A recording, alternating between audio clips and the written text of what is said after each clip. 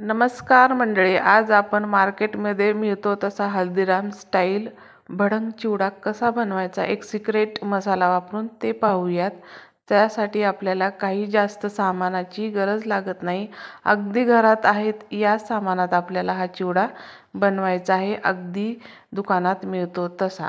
आता इथं मी अर्धा किलोचं एक पॅकेट घेतलेलं आहे भडंग चुरमुऱ्याचं किंवा मुरमुरे म्हणतात त्याला।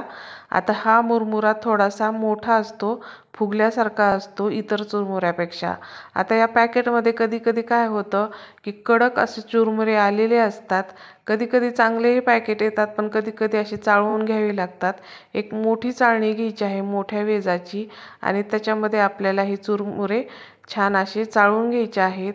कडक आल्यामुळे काय होतं की ते दाताखाली येतात, कचकच लागतात। चुरमुरे हे तांदळापासून बनलेले असतात, भाजताना एखादा चुरमुरा अर्धवटच भाजला जातो, त्यामुळे तो कडक असतो।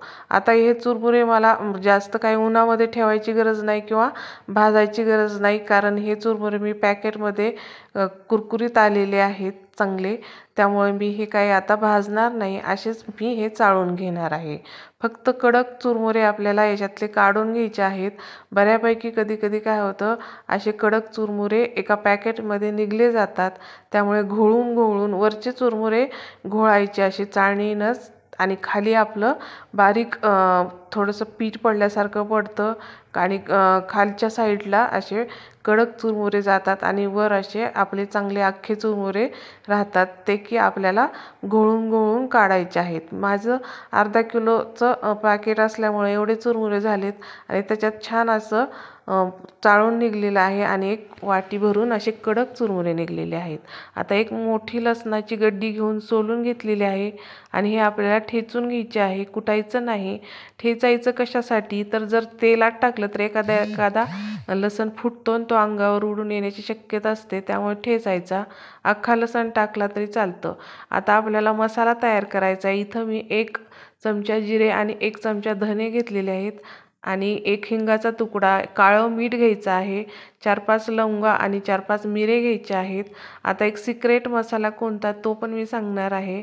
आता 1 चमचा मिठाचा पूर्ण भरलेला घ्यायचा आहे, अर्धा किलोसाठी पूर्ण 1 भरलेला चमचा पोहे खायचा घ्यायचा आहे आणि 1 ते 1.5 चमचे साखर घ्यायची आहे। साखर आवडत असेल तर थोडीशी जास्त टाकली तरी चालेल, कारण भडंग चिवडा दुकानातला थोडासा गोडसर असतो। आणि इथं सिक्रेट मसाला मी शेव मसाला घेतलेला आहे, याच्यामध्ये छान अशी चव असते। आता आपण चुरमुऱ्यामध्ये शेव टाकतो पण इथं शेव टाकण्याची गरज नाही, कारण त्याच चवीचा शेव टाकल्यासारखा आपला हा भडंग चिवडा बनतो। आणि याचे मी 2 चमचे घेतलेले आहेत। या मसाल्यामुळे छान आपल्या भडंग चिवड्याला चव येते, जसं की मार्केटमध्ये मिळतो तसा। आणि हे असं मिक्सरला बारीक फिरून घ्यायचं आहे आणि छान अर्धा किलोचा मसाला आपला हा तयार झालेला आहे। आता एका कढईत, जाड बुडाची कढई घ्यायची आणि त्याच्यामध्ये 2 मोठ्या पळ्या भरून तेल घ्यायचं आहे। त्याच्यात आपल्याला पहिल्यांदा लसण तळून घ्यायचं आहे, कारण लसण तळल्यामुळे काय होतं पहिल्यांदा, परत इतर पदार्थ तळताना त्या लसणाची चवही त्या इतर पदार्थाला लागते। छान लसण तळून घ्यायचं आहे, ओलसर राहू द्यायचा नाही, छान लालसर होईपर्यंत तळायचा, म्हणजे त्याच्यातलं मॉइश्चर निघून जातं। नाहीतर एखादा ओला राहिला तर आपला चिवडा लगेच सादळण्याची शक्यता असते, नम पडतो चिवडा, त्यामुळे हा लसण पूर्णपणे लाल करून घ्यायचा आहे। आता लसण झाल्यानंतर आता त्याच्यातच आपल्याला 1 वाटी डाळवं, म्हणजे 100 ग्रॅमच्या आसपास हे डाळवं आहे। डाळवं पण छान भाजून घ्यायचं, जास्त काही कडक करायचं नाही। थोडासा लालसर झाला की डाळवं पण आपल्याला पूर्णपणे काढून घ्यायचं आहे।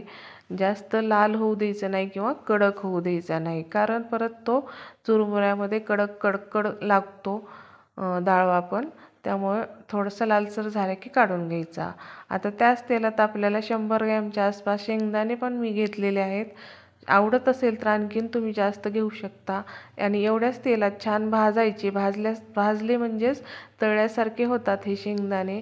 छान थोडेसे लालसर झाले की ते पण काढायचे आहेत, काळपट होऊ द्यायचे नाहीत, मग कडवट चव येते शेंगदाण्याची। इतपतच आपल्याला शेंगदाणे भाजायचे आहेत।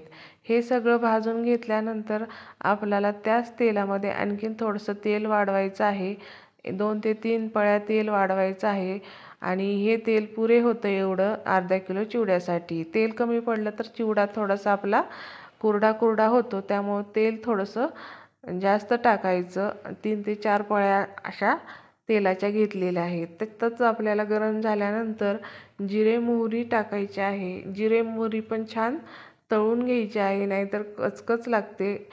तेल गरम झाले कीच ते टाकून घ्यायचं आहे. त्याच्यातच आपल्याला कढीपत्ता टाकायचा आणि कढीपत्ता छान तळून घ्यायचा आहे. एकही पान कढीपत्त्याचं ओलं राहता कामा नये, नाहीतरी आपला चिवडा परत सादळल्यासारखा होऊ शकतो. त्यामुळं कढीपत्त्यातलं पण सगळं मॉइश्चर जाईल इतपत आपल्याला हा तळून घ्यायचा आहे. फक्त करपू द्यायचं नाही जास्त, कारण करपल्यामुळे सगळी चव बिघडते. सगळी चव चिवड्याची या कढीपत्त्यावरच असते.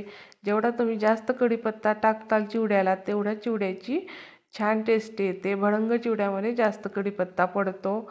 आता 1 चमचा मी हळदीचा टाकलेला आहे.